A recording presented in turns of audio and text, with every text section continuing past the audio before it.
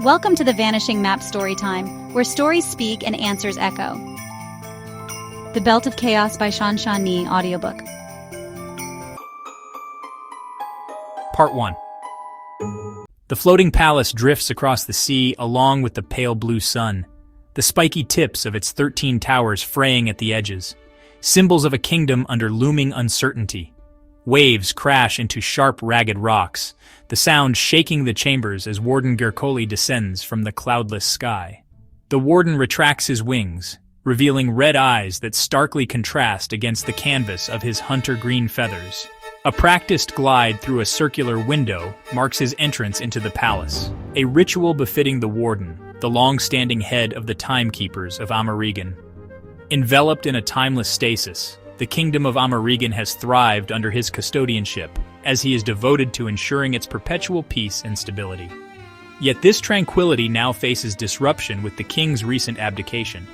The monarch, harboring a desire for a more adventurous existence outside this relatively serene realm, leaves a void in the throne, paving the way for the designated heir, Prince Oriano, to ascend. The sovereign's departure, while anticipated and customary, has become a catalyst for undesirable transformations, thrusting AmaReegon into a period of chaos, a phrase coined for the disruptions that now threaten the kingdom's cherished serenity. "The invaders are on their way," declares Warden Gerkolli upon landing on the floor inside the palace. Identified as the Ashendrons, the encroachers threaten the very fabric of AmaReegon's peace. They are led by the belligerent Chaundomic X. Once imprisoned at the bottom of the sea with a visceral disdain for tranquility, he seeks to breach the kingdom's boundaries, desiring access to alternative realities beyond the confines of AmaReegon. "Yes, Warden Gerkolli, the attack from the Ashendrons has long been anticipated, remember?" says Prince Oriano from behind a regal velvet divider, a floor-to-ceiling barrier that separates him from the warden's vigilant presence. "But they'll be here any moment now." The warden insists, a tinge of panic betraying the otherwise composed timbre of his voice. Despite feeling unsettled by the prince's unconcern, the warden steadies himself, green claws digging into the stained floor, determined to regain the appearance of bird-like nobility. Under a more seasoned ruler, Warden Gerkolli would have weathered the impending attack, unperturbed. Prince Oriano was born beyond AmaReegon's borders, to confront life's harsh realities, and should have been well qualified to navigate disruptions like the Ashendron attacks. However, the warden is deeply troubled by the royal's connection to the alternative realm, as Prince Oriano frequents it to visit a girl. A concealed devotion that could spell trouble should Chaundomic X uncover the unthinkable liaison. "No need to worry. I have the key to accessing the alternative realities secured in an outskirt of the pocket of origination." The prince continues, his tone clipped. "The Ashendrons won't find what they're looking for." The audacity of the young ruler leaves the warden breathless. He can't believe the prince just tossed the key to the most sought-after gateway to alternative realities, somewhere beyond the palace walls. How does this reckless act conceal the prince's brilliant strategy to outsmart the barbaric attackers? Pulling such a stunt goes against his advice and leaves Warden Gerkolli no choice. With a heavy heart and a sense of duty, the warden knows he must intervene. Is what he is about to do morally justifiable? Absolutely. "The sun is on the verge of rising," the prince reminds him. "You should get going, Warden Gerkolli." "On my way." The warden shifts his weight but keeps his wings folded. "Prince Oriano, we must take every measure to prevent the Ashendrons from discovering your connection to the realm called Earth and your clandestine involvement with the girl there." Without waiting for a reply, the warden moves back and leaps out the window. For an instant, he is etched like a speck against the blue hue of the sun until the murky sky wipes any trace of him clean. Chapter 1. My eyes were practically glued to the white glow of my laptop monitor as I scrolled through my photos, grappling with a mental block in my attempt to digitally jazz them up. Ever since the age of 6, when I rescued a forsaken bird and returned it to its mother, avian figures have haunted my wild imagination. Vivid images of otherworldly places and intriguing characters, lonely princes, wandering adventurers, and kingdoms in need of salvation, often swirled in my mind. I crave to infuse these fantastical elements into snapshots I took of my suburban life, injecting each frame with a dose of vitality and enchantment. The challenge? Well, The reality of my existence as a girl living in a Boston suburb was often tethered to the nitty-gritty of everyday life, leaving little room for imagination. Often, as I gazed up at the limited view of the sky framed by the edges of buildings, I had a hard time finding ways to incorporate the fantastical stuff into my photography pursuits.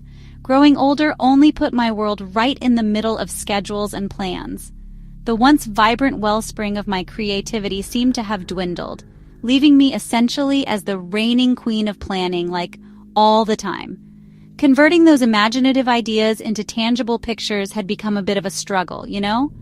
Nowadays, I had my hands full with a myriad of planning tasks, keeping up a virtual journal for my daily activities, managing a family e-calendar for after-school events, and my little brother's doctor appointments, and using a productivity app to rate my weekly grind. And of course, there was my trusty spiral-bound journal tucked in my bag. Within its pages, I documented all the goals I was determined to smash before high school graduation. Between snapping photos, I made sure to jot down my observations in those planners. And I noticed it all, including this chaotic morning frenzy. The rail squeal of the train speeding away from the Malden Center stop a few blocks outside my window. The sizzle from the wok with the aroma of Chinese sausages and eggs Mom was cooking in the kitchen, and Dad's footsteps downstairs in and out of the house loading up the family minivan. The terrible rush made me feel queasy. I wanted everything to stop spinning so fast so I could scratch off today's to-do, SRT, which was short for Summer Road Trip to Vermont with my family.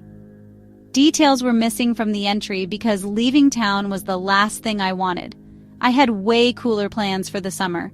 I wanted to be part of this photography camp for teens in Boston, go on epic hikes, hit up museums, and binge-watch movies with my friends. I wanted to stick to the plan, leaving no room for unexpected twists and turns. A chime brought my attention back to my bedroom. From my shorts, I pulled out my phone in its peach-colored case. On the screen was a photo of a plastic cup filled to the brim, creamy purple against a white and blue beach background. The tapioca marbles at the bottom of the taro tea brought a smile to my face. "Hey Sasha, it'll be waiting for you when you're back," the caption read. I could picture Vasi Ja, bubble tea aficionado, talented artist, and my best friend since second grade, slurping up the tapioca pearls as waves frothed along Revere Beach. Vasi and I became friends because we were the only kids who could go backward on the monkey bars. We both battled with math and science, and we agreed on just about everything from watermelon being the best flavor of bubblegum to thinking recess should occur at least twice a day. Now in 10th grade, we talked all the time, texting each other on days when we didn't meet up. Vasi always had a radiant smile across her oval ivory face framed by lustrous black hair with pink tips. She had an awesome style that made any item she wore into a fashion statement. While Vasi was the nice girl who charmed everyone with her sense of style and contagious giggles, I was the girl with an edge. I rocked a quirky, offbeat but cool look. My hair was black and wavy and stuck out in every direction like a lollipop atop my lanky frame. My skin was buttery tan, my cheeks round, giving emphasis to my bold eyebrows, big round hazel eyes with a splash of jade in my right iris, and full lips that hardly ever curved into a smile. My features might not radiate joy, but they were undeniably cute. No matter how totally different our styles were, Vasi knew she could always count on me to keep her juiciest secrets and be her personal note-taker when she was busy messaging her boyfriend during biology class. I wasn't into all that lovey-dovey stuff, but whenever Vasi and my tight-knit crew from school got together, I was down for some low-key fun like playing board games, whipping up treats in the kitchen, or just standing in awe of the sand sculptures at Revere Beach, all while sipping on our bubble teas, of course.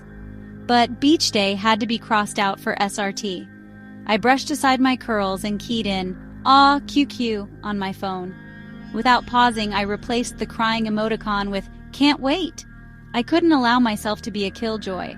I'd be snatching up that taro tea as early as next week if I could figure out how.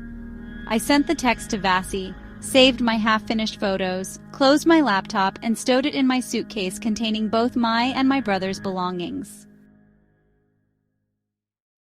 After double-checking that all the windows were securely shut, the lights were switched off, and every electronic gadget was unplugged, I flung open the front door of our home.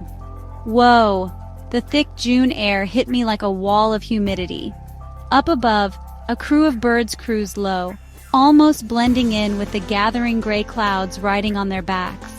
At the top of the driveway, my brother rocked his favorite glow-in-the-dark graphic tee and khaki pants. He swayed on the tiptoes of his red kicks the way he did when he was freaked out. "Sammy, what's wrong?" I stooped down next to him. He scrunched his face and pointed to the sloping yard. "Sasha, I fell and my blocks rolled away. They tumbled and kept going, and they're gone." "Are you okay?" I asked as I looked him over, alert to his shifting gaze. Like mine, his hazel eyes were round and upturned and held way too many unsaid thoughts. I shot a glance at the lawn and knew exactly what to do next. "Hang tight and stay right here for a sec, Sammy." I climbed over a row of shrubs and plucked the plastic pieces off a patch of wet mud. Sammy loathed dirt and grass stains messing up his toys, so I scrubbed them with my graphic shirt. I walked back and sat down on the asphalt, handing him the blocks. "You'll need these for the trip. What do we say, Sammy?" "Thank you, Sash." He beamed, and the small frame of his body curled into my lap. "I'll make you a protector for the ride. It'll have a red body and orange eyes." Sammy brought his hands to his lips and whispered, "He's small, not big like me. Shh. Don't let him hear this, but he'll protect you from the monsters, Sash." "There aren't any monsters, silly." I picked a loose piece of grass off his arm, my instinct to protect him coming alive. "Besides, I'm going to sit right next to you the whole ride." "For the whole ride?" he asked without looking up, a tightness in his voice, the kind like he was on the cusp of a breakdown. "The entire journey, Chief," I told him. His bony shoulders dropped as he began arranging the blocks with a sense of urgency. His skin was cold with goosebumps despite the heat. The blocks calmed the robot builder with the effectiveness of a security blanket. A year ago, Sammy started acting strange, pulling his hair at odd moments, refusing to interact with kids at preschool, and not participating in activities like circle time that he used to enjoy. Then at age 5, Sammy was diagnosed with what Mom called selective mutism. She took me aside one afternoon and told me about their doctor's visit after Sammy had not spoken for 2 weeks straight.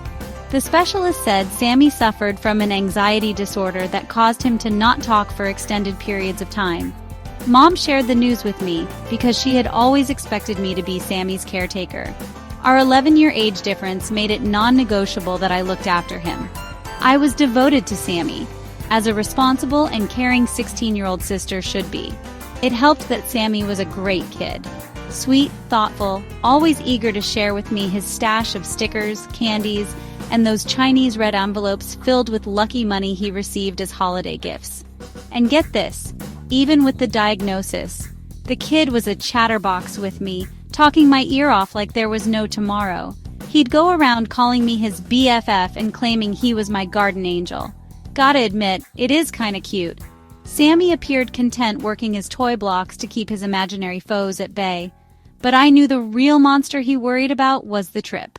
Who wouldn't worry?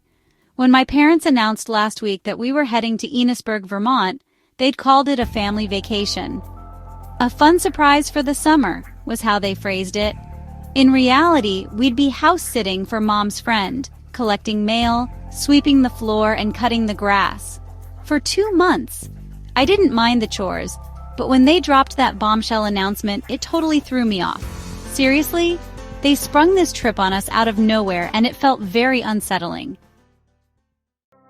We hadn't had the luxury of a vacation for years.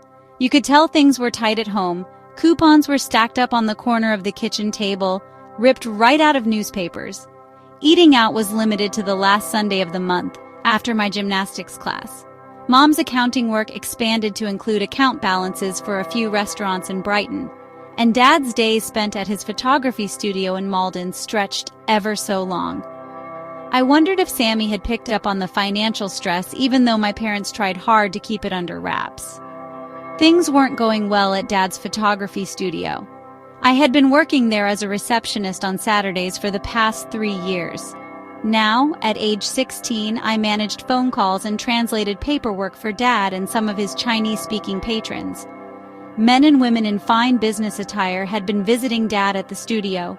Files with numbers were reviewed behind a decorative folding screen, and appointments had been slipping to the point where Mondays and Tuesdays were closed for business. With everyone snapping photos on their phone nowadays, I wasn't surprised by the squeeze. I had a bad feeling that this trip had something to do with the business trouble. Our navy blue family minivan was parked at the end of the driveway, not far from where Sammy and I sat. I should have gotten in quickly, but I lingered. For weeks, I had sought to uncover the truth, eavesdropping on my parents' hushed conversations, spying in the dark when they jotted down notes. Something was going down, and I had to find out. And this time, I felt certain the truth was within my reach. Mom stepped around the back in jeans and a striped shirt. A third-generation Chinese American, she was petite with rounded cheekbones and soft features. To her friends, she was warm, open, and kind. To Dad, she was his backbone, helping him push toward his American dream. To Sammy, she was ridiculously overprotective, and to me, she held incredibly high expectations. Jay, I've packed some pork fried rice in here. We can have it for lunch on the way. The wind blew her voice across the driveway as she carried 2 large green bags to Dad. Jay Ears was the name my father picked when he came to the States as a college student from China. It suited him, a tall and attentive thinker with a love for ideas, problem-solving, and photography.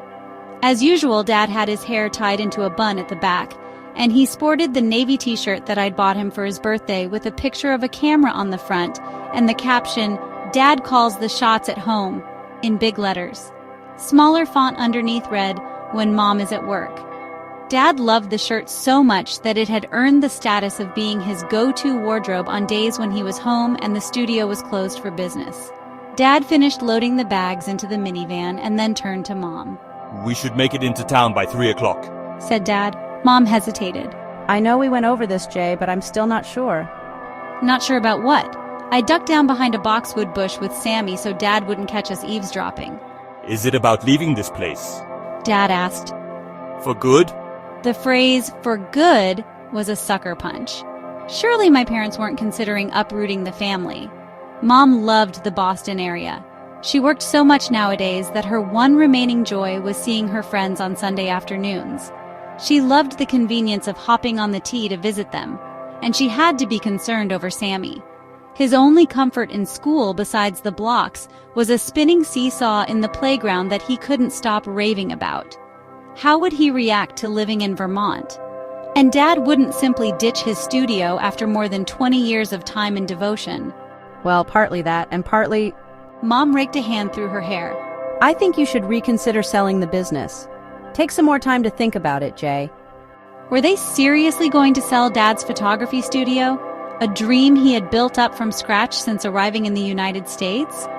Mom shared stories about the sacrifices he had made, taking up different gigs like painting houses and delivering food while living in a basement apartment to save money and build toward his establishment. We couldn't just move. We had our roots here in Boston. Everything I had ever known was here. In 2 more years, I'd graduate from high school. I hadn't spilled the beans yet, but my plan was to follow in my father's footsteps and dive into the world of photography. I had been squirreling away my allowance and those lucky red envelopes to get my hands on my very own digital single-lens reflex camera.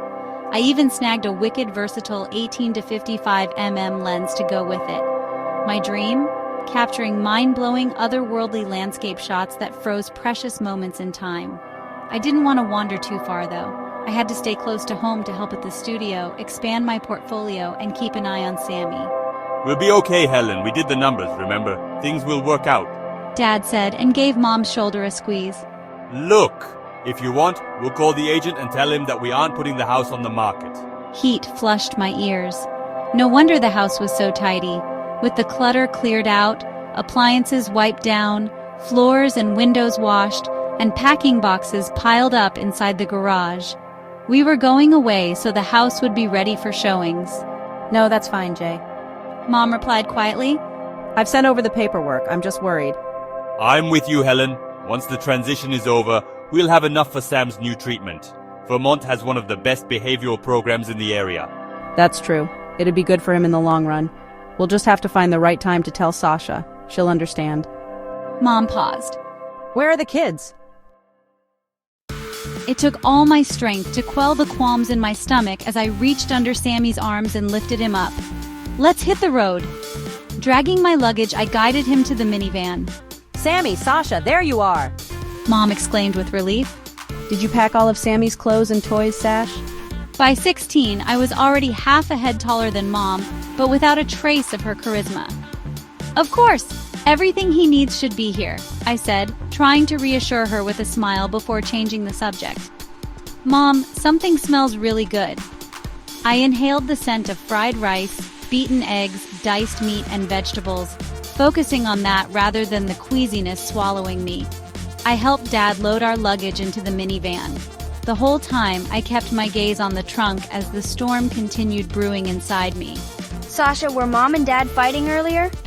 My brother squirmed when I buckled him in. I don't think so, Sammy. Then why do they both look so serious? Because they were planning to transplant us to the middle of nowhere and shut off our lives here in the city. For good, I wanted to tell him. But the queasiness in my stomach grew into a hot tightness when I saw Sammy's downcast expression. It's okay, Sammy, I said. They were only discussing what kind of fried rice we'll have for lunch.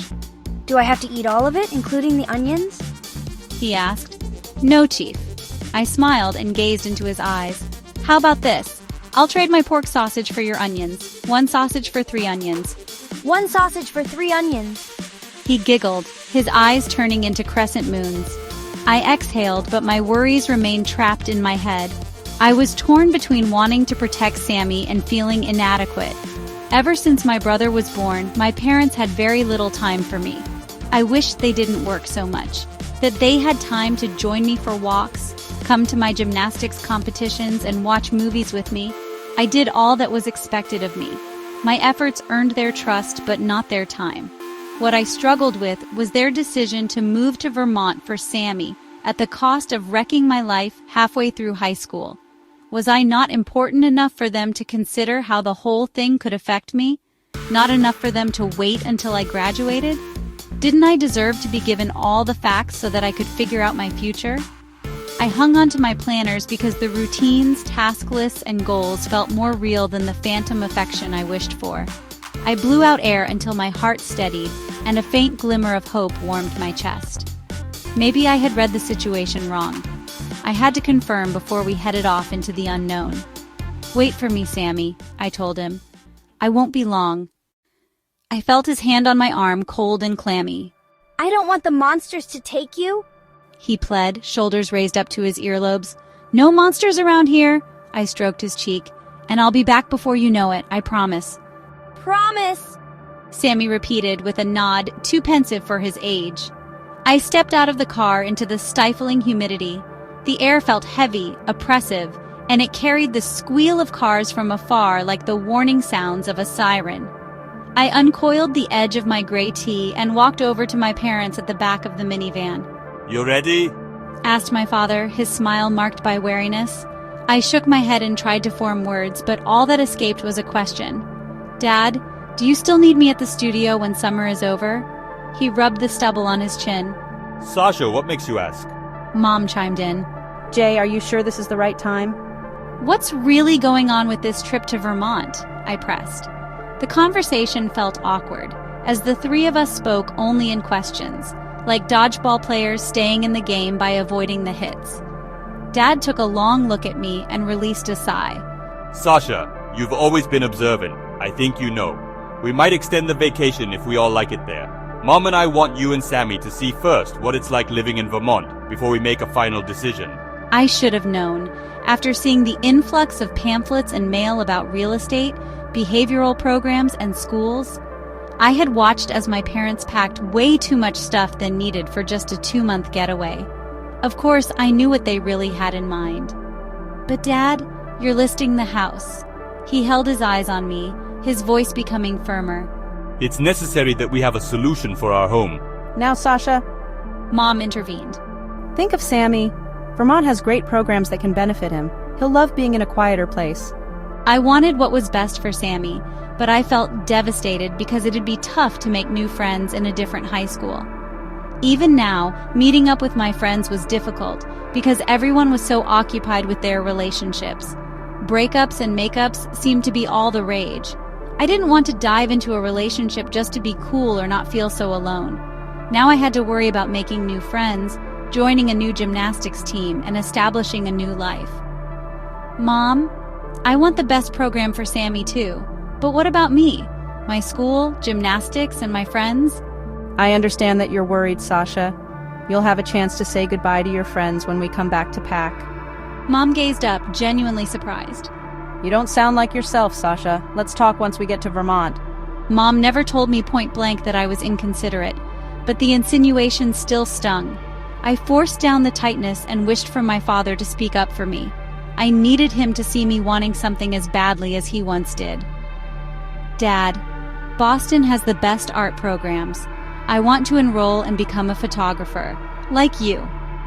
The ghost of a smile flitted across his mouth as Dad massaged his temples. Sasha, photography is a dying profession. His deep brown eyes narrowed beneath arched eyebrows. Besides, once we get to Vermont, we can take a pause. A lull in between activities that may change your mind about becoming a photographer. His tone was jovial, too jovial, as if a decision about my future could be made without my consent. I felt a bad case of jitters, and the noises, the construction, the honking, the door slamming, the tire screeching, and the pedestrians chatting melded into loud screams in my head. All I could do was wipe the heel of my palm against my wet cheeks. The tears came with embarrassment because they made me feel childish, made me want to disappear. I turned and headed back into the house, the only place I wanted to be. I hadn't planned for the day to be such a mess. I was supposed to go along with the trip and build a case for our earlier return. How had everything spiraled out of control so quickly? How did we jump from a summer vacation to a family relocation to a crushing dismissal of my plea?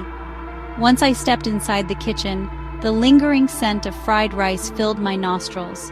My throat closed up as the familiar smell of home cemented my desire to stay. An idea both exciting and terrifying shot into my mind. No home listing meant no relocation. I remembered seeing Mom's striped spiral-bound notebook in the kitchen, and it took me little time to find it in the drawer. I flipped it open. Mom's handwriting was neat, listing numbers next to a litany of businesses and personal names page after page. I kept orderly journal entries the same way Mom did. Like mother, like daughter. I held my breath until Roger Rogers Realty of Malden showed up on an otherwise blank page along with a number. My palms grew sweaty, causing the page to stick to my thumb. Canceling my parents' arrangement would be a bold move, but if financial setbacks were the main concern, it'd buy me time. I'd figure out a plan for Sammy and convince my parents that no relocation was necessary. Exhaling, I retrieved my phone and keyed in the number so fast that I almost pressed the call button before I finished typing. My breathing was shallow yet audible against the strange, prolonged silence spilling from the kitchen into the phone. The line rang unanswered and took me to a voice recording. The prompt for a message had me hang up immediately. I'd better be prepared to explain why I was canceling the home listing rather than my parents. As I gazed at the ceiling, mulling over my plan, the phone in my hand vibrated, a red light flashing with no name displayed. It must be the agent returning my call. This was getting real, but why was it my own number? Could this be a network glitch? Ouch! The phone grew burning hot and I was jolted to accept the call. A green light came on, signaling a connection as the phone cooled. I brought it to my ear, holding my breath. Hello? Shrieked a man. Are you ready to make an adjustment? The question took me by surprise. Was this how agents sounded nowadays? So smug that they were above a proper introduction? Excuse me? I asked, tightening my grip. The adjustment? The man repeated. I bit the inside of my cheek. Something was off. The air felt heavy on my chest and my mind drifted to Sammy. Had he started looking for me? I should take care of the call and get back to the minivan right away. Yes? The agent prompted, patience slipping from his voice. My parents must have arranged to phone him should they decide to back out. This was my chance, and I had to pull it through. In a split second, I found my most mature voice. Unfortunately, we're no longer interested in putting our house on the market. Please, we'd like to make no changes in our lives. The silence imposed by the agent was excruciating, long enough for me to consider that he had dropped the call without a second thought about the lost business. But the screechy voice returned. No changes? You prefer the status quo, don't you? Yes, most definitely. Keep things the way they are, crossing off changes with a strike-through line, and no more reluctant teen being dragged to a hick town in Vermont. My parents would come around and appreciate my resolution, because a good decision always proved itself in the end. I started catching a spark of confidence until the agent's next words. Now focus on your breathing until a light source appears in your vision, The agent said. while I process your request. What an odd way of asking customers to wait. I certainly will, I assured him in a bright, chirpy voice, meanwhile wishing he'd wrap things up. Okay, confirmed. Said the man with a subtle change in his tone. The Infinity Gateway is now engaged for your entry. Wait, Infinity what? Was this a prank call? I was on edge. For a moment, everything grew quiet. Not a sound came through the other end as my eyes cut across the room, catching the hands of the wall clock as they began to dissolve. You'll take off on the count of 3. The agent left me no room to react, his reedy voice fading into rhythmical noises in the background. My skin tingled, and a puff of lavender-scented air swept my feet off the ground, as if someone had tossed me up like a scarf caught in the wind. The phone dropped to the floor. I kept on rising. What was going on? The ceiling was inches away, a bright halo spreading from it. I was ready to shriek at the top of my lungs, but the words hung on my tongue, horror paralyzing me. I desperately hoped for Mom to come into the house or Dad to catch sight of me through the window. Help me! Help! But all I heard was the man speaking directly into my ear. Annalise, Sasha, ears, come.